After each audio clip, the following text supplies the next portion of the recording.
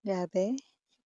Someone here 'no, parang ngayon niya nakikita 'no, look at the reflection 'no, nitong big cat dito sa water. So it looks like 'no, ngayon nare-realize ng isang person na kumo-connect sa'yo very intensely 'no, yung kanya ritong mga bagay na nagawa sa'yo 'no. And it is something here very difficult para sa kanya.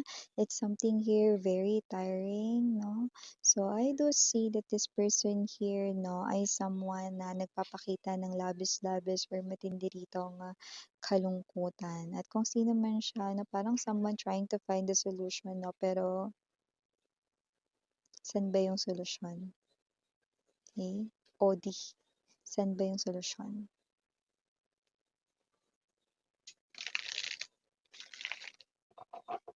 Hindi lang siya sa 3D world naghahanap ng solusyon. I just saw the Four of Swords.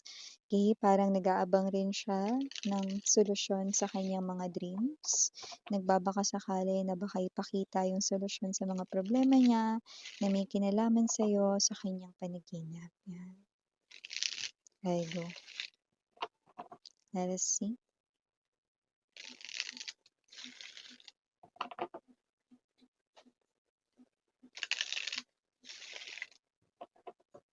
Okay. Let's go ahead and check other informations related to this reading.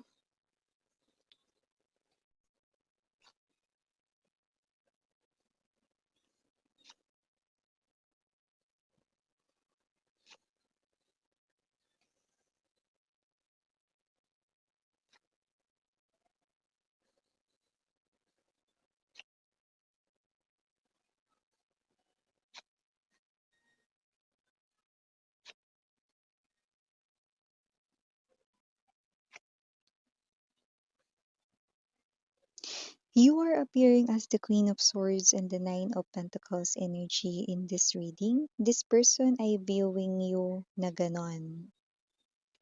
Let me finish yung ating paglay ng energy sa table first. Now we have the Three of Wands here. By the way, center of the reading, Temperance. Bottom of the deck, Five of Swords. Ten of Wands in reverse. Hermit.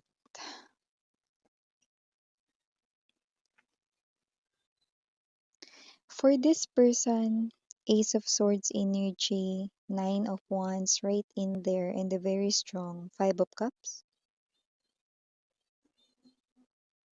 Kahit ipilit, hindi niya talaga kayang tanggapin na hindi mo na siya kailangan.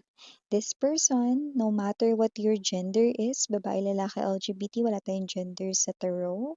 Pero dito binubyo ka niya na may tinataglay kang energy ng Queen of Swords, the Nine of Coins. Ibig sabihin, okay, nung kinatop mo siya sa buhay mo, talagang nagbigay ka sa kanya no, ng ultimatum na talagang hindi mo na siya tatanggapin ever. Maybe you're giving this person here a very cold treatment, ice cold treatment right in here. Maybe you're just not just ini-snub siya dito, pero talagang ini-ignore mo dito ang kanyang feelings ngayon.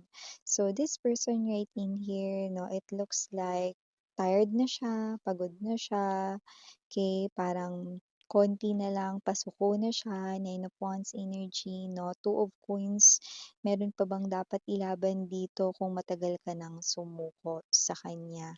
Yun yung pinaparamdam ng karamihan sa inyo. Yung iba sa inyo, no, kahit wala kayong ginagawa, maybe you're saying na, Miss, hindi ko na nga yung pinagkakausap eh, no? Yeah, that's exactly the thing na ginagawa mo na nasasaktan ang puso niya dito sa hindi mo pagpansin sa kanya. Yan. Ay, go.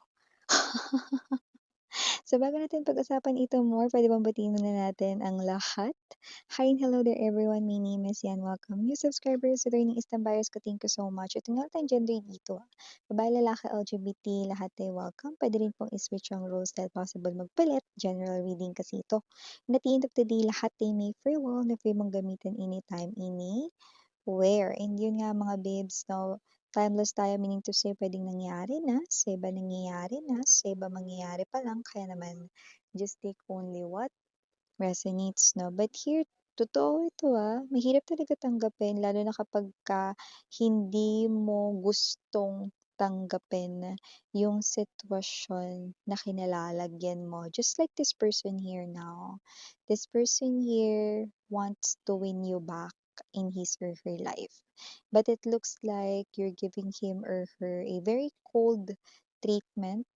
Okay, yung parang pa-summer na nga tayo, 'no? Pero 'no, yung, nararamdaman niya ay tila 'no, winter or snow season, 'yan 'no? Pero hindi niya makanta yung Rudolph the Red-Nosed Reindeer. Pero definitely maaaring pula na ang ilong nito dahil yung iba naiiyak na or, mapula na yung ilong sa kakaiyak 'no, kasi nga 'no, pasintabi sa mga kumakain na dahil, 'di na nila alam kung ano yung dapat pa talaga nilang gawin dito 'no, parang wala na nga ba talaga, hindi na ba talaga puwedeng ilaban ito? Talaga bang pagmamasdan na lang kita sa 'di kalayuan, Page of Cups energy, Temperance right in here, and the Ace of Coins? Yeah. This person here 'no, ay nagiging emotional especially ngayon, but this person here is trying to keep it inside na lamang 'no, at lalong hindi ito ipaparating 'no, sa mga tsismoso-tsismosa 'no, sa mga tao sa paligid niya. So, pinipili niya na sarilinin lamang ito at 'wag nang magkuwento at magbanggit sa iba lalo na kung ang taong iyon ay kilala bilang 'di ba? Yung madaldal, maingay, hindi dahil makakarating yun sa'yo, kundi dahil ayaw niya lang rito na pag-uusapan 'no, yung ganitong klase ng sitwasyon. Lalo na kung dun sa kwento na yun 'no, ang main character ay walang iba kundi siya, of course 'no. At nakikita rin natin dito that whoever this energy is, this is that kind of energy 'no, na alam niyang talo siya pagdating sa kanyang feelings and emotions 'no, lalo na ito ay nag-uumapaw, ang una nating nakuhang energy niya rito, Five of Cups, punong-puno ng kalungkutan itong tao na 'to at kitang-kita niya na ngayon 'no, na siya ang isang matibay at buhay na ebidensya. Alam mo, nagiging talagang emosyonal siya rito kahit ang kanya ritong way or approach ng kanya ritong pananalita 'no. So, maaaring kinakausap siya ng mga katrabaho niya 'no, pero parang yung energy niya 'no, parang nagiging poetic siya 'no, parang nagiging matalinhaga yung mga sinasabi niya 'no, dahil nasasaktan siya rito 'no, punong-puno ng emosyon rito, okey.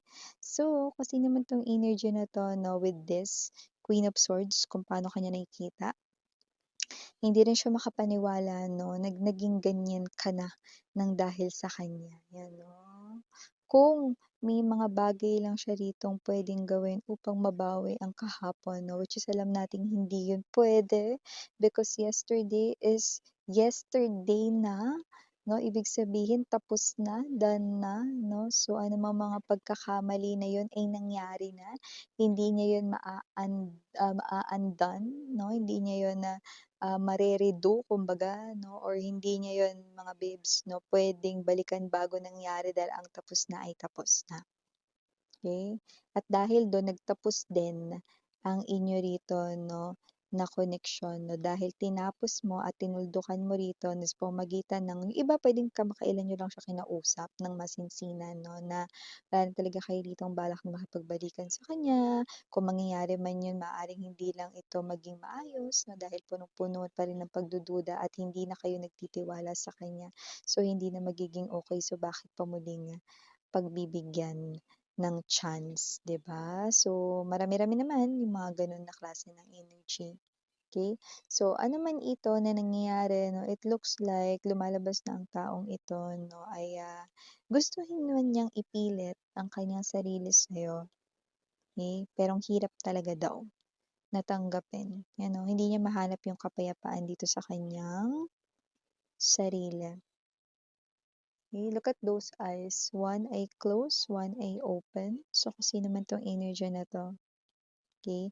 Gusto niyang mahanap dito yung peace of mind, gusto niyang mahanap dito yung kapayapaan ng isipan niya, kapayapaan ng puso niya rito 'no.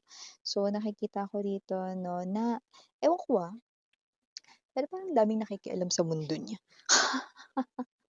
Daming bida-bida rito, okey, na parang lahat parang nag-uunahan magbigay ng opinyon, ng feedback 'no, about sa mga nangyayari dito. Actually, hindi lang naman sa kanya, pati yung mga tao sa paligid niya mahilig pakialam ng buhay ng may buhay ng iba.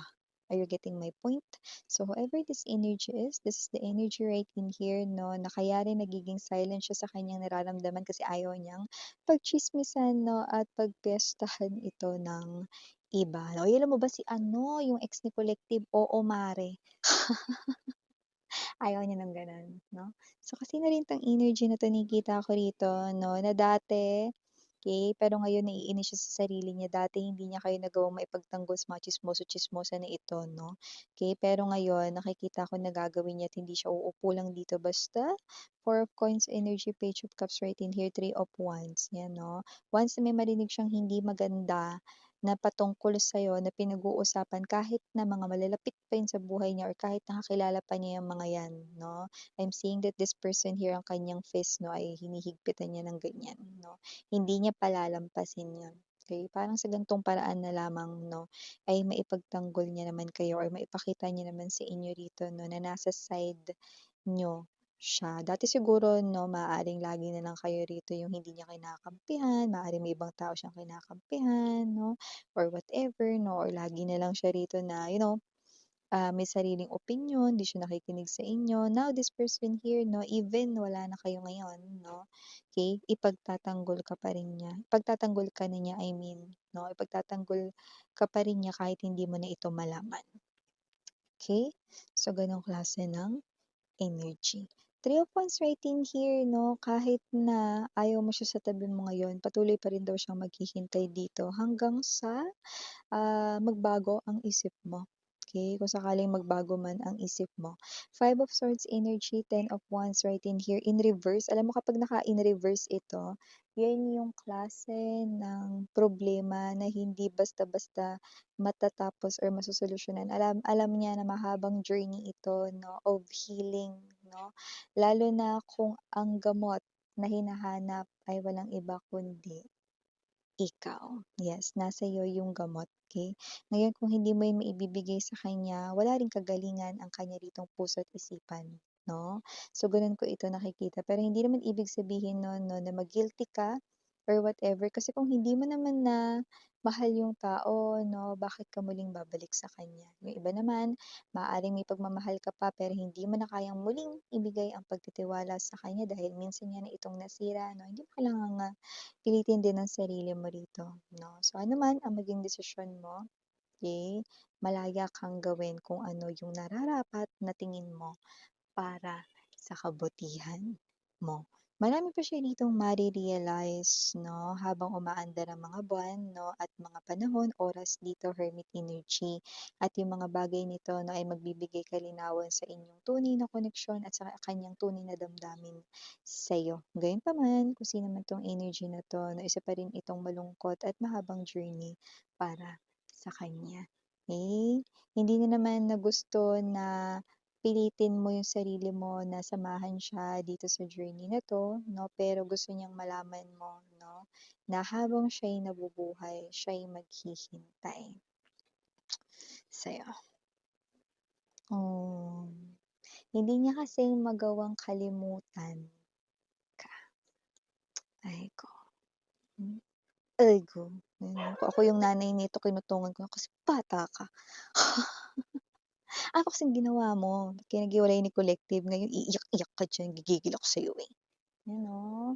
Sino man 'tong energy na 'to na yun nga 'no, yun nga mga babes 'no, ito yung pinagdadaanan niya ngayon, okey?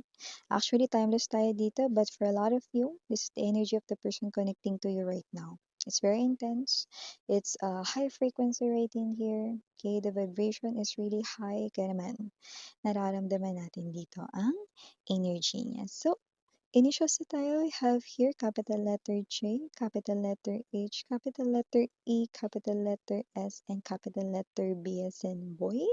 Last but not the least, capital letter Victory V. For other letters, we have small letters R, I, Y, P, T, And last but not the least, C. So, ito yung mga messages right here for you guys. Again, Miriana, Annie for the girls, Ninyana, Duna for the boys. Sarang iyo, love and light. Annyeong.